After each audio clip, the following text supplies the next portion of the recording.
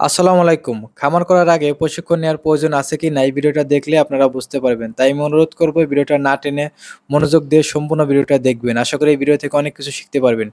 যে লোকটা গরুটা নামাচ্ছে এই গরুটাই লোকের। এই গরুটা কিনছে নাকি ৳2,30,000 দিয়ে কিনছে।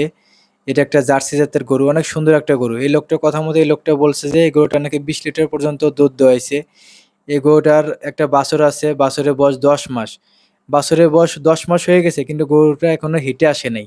আমি বললাম যে, "আপনি গরুকে কি খাওয়ান?" উনি বলল যে, "ভুট্টা সিদ্ধ করে খাওয়ায়, তারপরে আপনার কুড়া চাল এগুলা নাকি একসাথে মিশিয়ে খাওয়ায় পানিতে।" এই দেখেন এই যে এখানে একটা হিন্দু বাড়ি আছে, এই হিন্দু বাড়িতে একটা ষাঁড় আছে।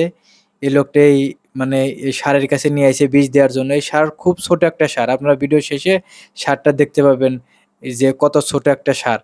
আমি বললাম যে, "আপনি কোন ডাক্তারের সাথে পরামর্শ করেন নাই? আপনার এত সুন্দর একটা গরু আর আপনি এখানে ষাঁড়ের কাছে বীজ দেওয়ার জন্য নিয়ে আইছেন।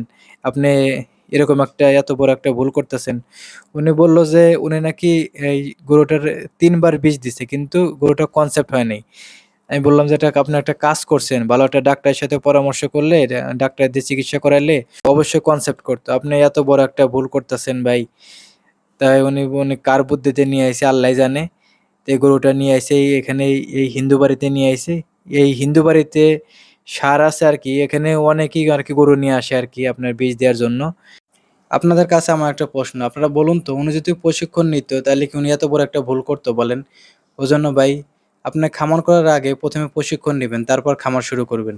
বিশ্বাস করুন আপনি প্রশিক্ষণ নিলে আপনি কি করবেন, কোন সময় কি করতে হবে আপনি নিজেই সবকিছু বুঝতে পারবেন। আপনার কোনো কিছুতেই ভুল হবে না। দেখেন কত সুন্দর একটা গরু।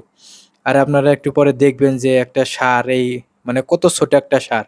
এই ষাঁড় দিয়ে যদি এটার বীজ দেয় তাহলে আপনার মানে যে কত ছোট একটা বাছুর হবে। দেখেন এই যে এখন বাড়ির ভিতরে নিয়ে যাচ্ছে।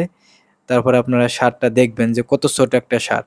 আসলে ভাই প্রশিক্ষণ নেওয়ার কোনো বিকল্প নাই। এই দেখেন কত ছোট একটা ষাঁড় দেখছেন? এই ষাঁড় দিয়ে বীজ দিলে কি হবে উনার?